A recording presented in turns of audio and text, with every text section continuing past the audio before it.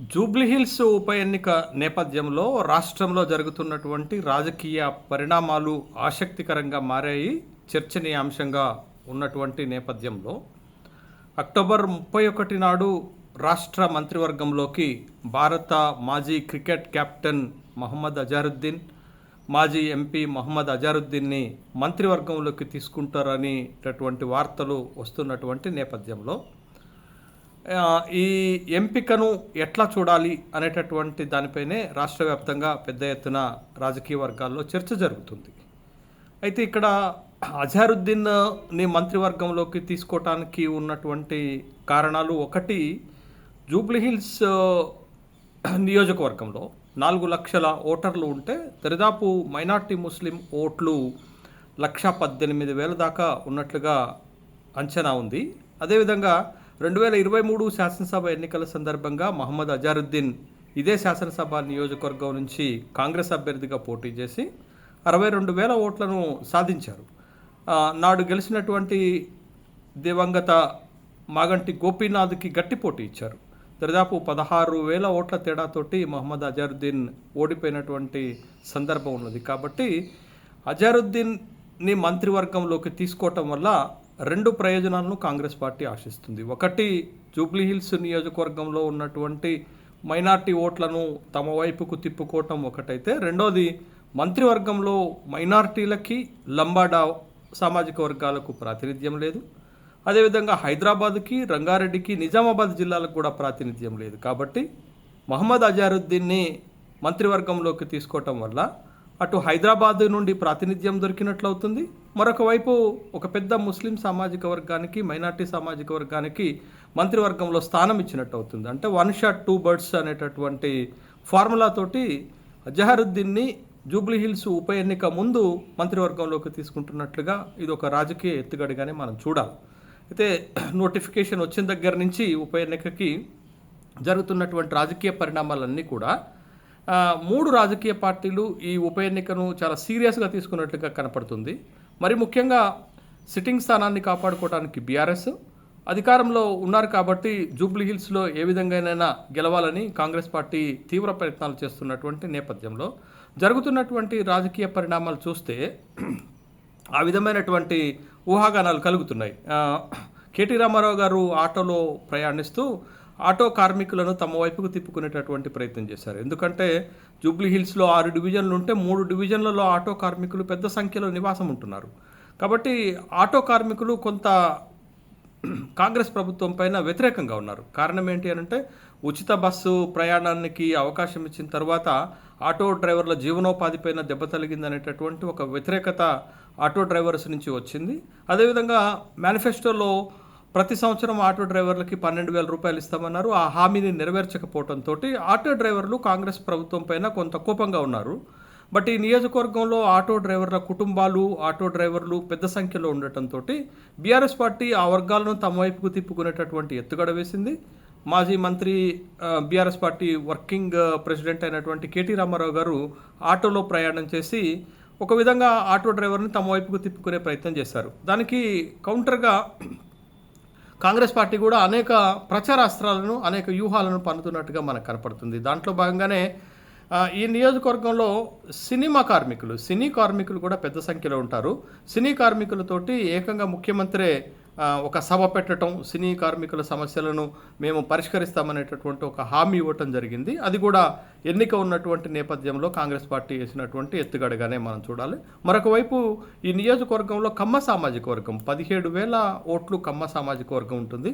ఆ సామాజిక వర్గానికి సంబంధించినటువంటి వ్యక్తులు కూడా, కమ్మ సామాజిక వర్గానికి చెందినటువంటి నాయకులు కూడా ఇటీవల ముఖ్యమంత్రి గారిని కలిసి కాంగ్రెస్ పార్టీకి మద్దతు ఇస్తామనేటటువంటి ఒక ప్రకటన చేయడం జరిగింది. ఇది కూడా దాంట్లో భాగంగానే మనం చూడాల్సినటువంటి అవసరం ఉంది. అయితే ఈ నియోజకవర్గంలో సోషల్ ఇంజనీరింగ్కి కాంగ్రెస్ పార్టీ ప్రాధాన్యత ఇస్తుంది అనేటటువంటి విషయాన్ని గమనించాలి. ఎందుకు సోషల్ ఇంజనీరింగ్ని నమ్ముకొని గెలిచే ప్రయత్నం చేస్తుంది అని అంటే, మీకు 2009లో మాత్రమే కాంగ్రెస్ పార్టీ జూబ్లీహిల్స్ నియోజకవర్గంలో గెలిచింది.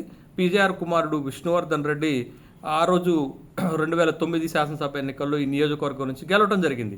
తెలంగాణ రాష్ట్రం వచ్చిన తర్వాత కాంగ్రెస్ పార్టీకి జూబ్లీహిల్స్ నియోజకవర్గంలో అవకాశమే దక్కలేదు.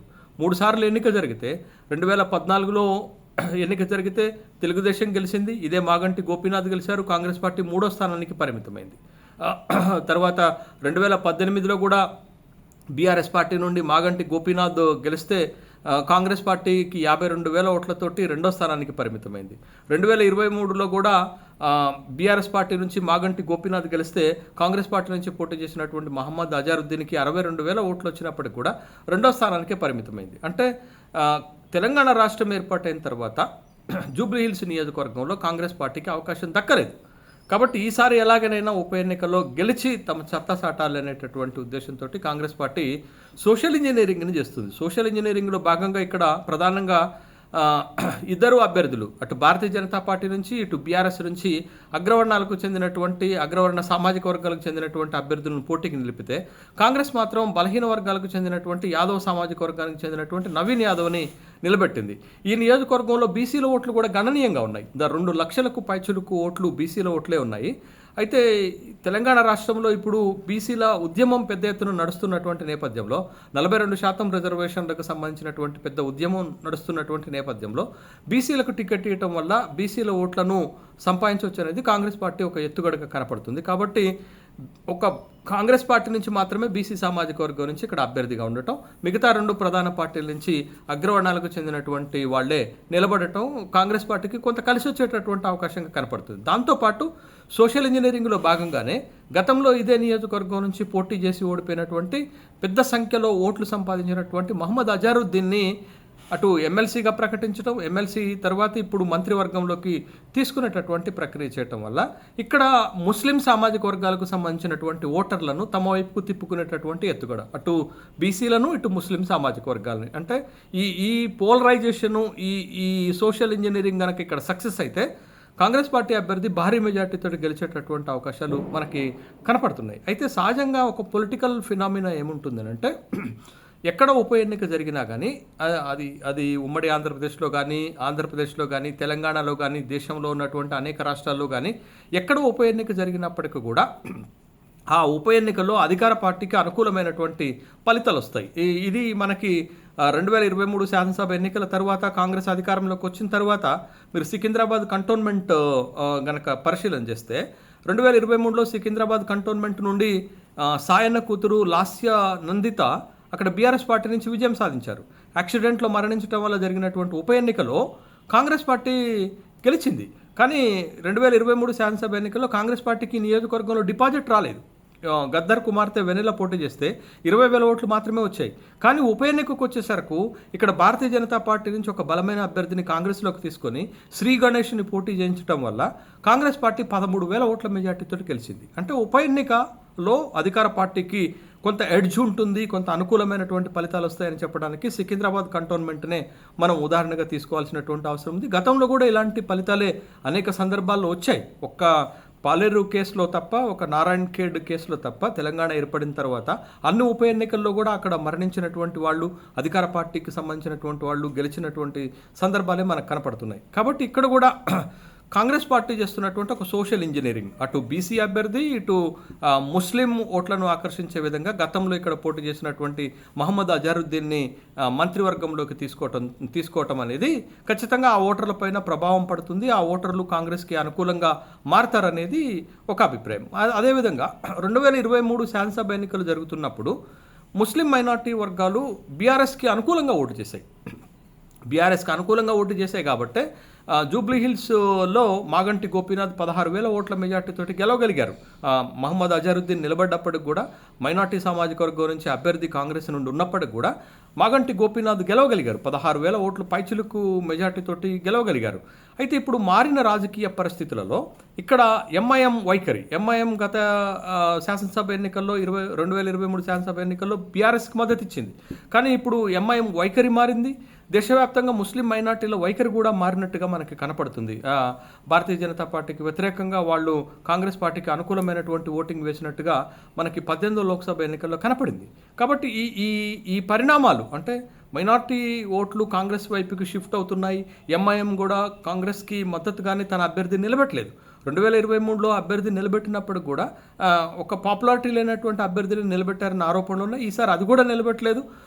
ఎంఐఎం కూడా కాంగ్రెస్కి మద్దతు ఇస్తున్నటువంటి నేపథ్యంలో బట్ ఈ సోషల్ ఇంజనీరింగ్ కాంగ్రెస్ పార్టీకి కలిసి వస్తుందని కాంగ్రెస్ పార్టీ భావిస్తుంది. అయితే ఇక్కడ మనం ఇంకొక అంశాన్ని కూడా పరిగణలోకి తీసుకోవాల్సిన అవసరం ఉంది. ఏంటి అని అంటే సహజంగా మహమ్మద్ అజారుద్దీన్ కాంగ్రెస్ పార్టీ పాత బస్తీలోను హైదరాబాద్లోను బలపడటం ఎంఐఎంకి ఇష్టం ఉండదు అనేటటువంటిది గతంలో కూడా ఈ రకమైనటువంటి చర్చ జరిగింది.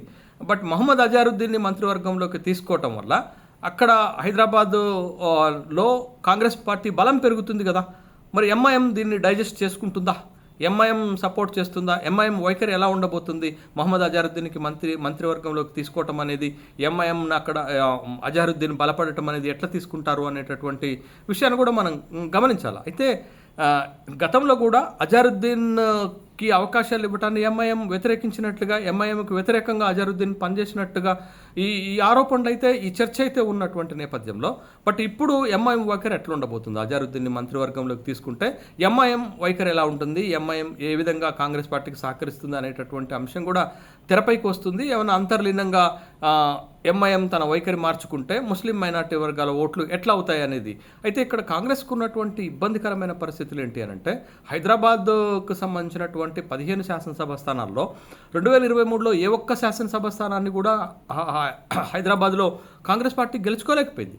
అటు 7 శాసనసభ స్థానాల్లో ఎంఐఎం విజయం సాధిస్తే 7 శాసనసభ స్థానాల్లో బీఆర్ఎస్ విజయం సాధిస్తే ఒక గోషామహల్లో మాత్రమే రాజాసింగ్ భారతీయ జనతా పార్టీ తరఫున గెలిచినటువంటి నేపథ్యంలో తర్వాత కాంగ్రెస్ పార్టీ అధికారంలోకి వచ్చిన తర్వాత ఖైరతాబాద్కి ప్రాతినిధ్యం వహిస్తున్నటువంటి దానం నాగేందర్ కాంగ్రెస్ పార్టీలోకి రావటము, ఇప్పుడు ఈ ఉప ఎన్నికల్లో ఎట్లయినా విజయం సాధించాలనేటటువంటి పట్టుదలతోటి కాంగ్రెస్ ముందుకు వెళుతున్నట్లుగా మనకి కనపడుతుంది. అయితే ఇక్కడ విజయం సాధించడానికి కాంగ్రెస్ పార్టీ అధికారంలో ఉండటం ఒకటైతే, రెండవది ఒక బలమైనటువంటి సోషల్ ఇంజనీరింగ్ని నమ్ముకొని ముందుకు వెళుతున్నట్లుగానే మనకు కనపడుతుంది. బట్ అటు బీసీ సామాజిక వర్గము ఇటు మైనార్టీల సపోర్ట్ కనుక కాంగ్రెస్ పార్టీకి దొరికితే కాంగ్రెస్ పార్టీ అభ్యర్థి ఇక్కడ విజయం సాధించడం సునాయాసమవుతుంది. కాంగ్రెస్ పార్టీ నుంచి నిలబడ్డటువంటి అభ్యర్థి కూడా బలమైనటువంటి అభ్యర్థిగానే మనం చూడాలి. 2014లో ఎంఐఎం నుండి పోటీ చేస్తే దరిదాపు 41,000 ఓట్లను సాధించినటువంటి నవీన్ యాదవ్ పోటీ చేస్తున్నారు. 2018లో కూడా ఇక్కడ పోటీ చేసినటువంటి నవీన్ యాదవ్ ఇండిపెండెంట్గా పోటీ చేస్తే దరిదాపు 18,000 ఓట్లు సాధించారు. కాబట్టి ఇది నవీన్ యాదవ్కు ఉన్నటువంటి బలము, కాంగ్రెస్ పార్టీ బలము, సోషల్ ఇంజనీరింగ్ ఫ్యాక్టర్లో బీసీ అభ్యర్థిగా ఉండటము, అదేవిధంగా మైనార్టీ ఓట్లు కూడా కాంగ్రెస్ పార్టీకి షిఫ్ట్ అవుతాయనేటటువంటి నేపథ్యంలో ఫలితము కొంత కాంగ్రెస్కి అనుకూలంగా ఉన్నట్లు కనపడుతున్నప్పటికీ కూడా బీఆర్ఎస్ పార్టీ ఎక్కడ కూడా తగ్గుతున్నట్టుగా మనకు కనపడట్లేదు. బీఆర్ఎస్ పార్టీ కూడా ప్రచారంలో ఇప్పటికే ముందుంది.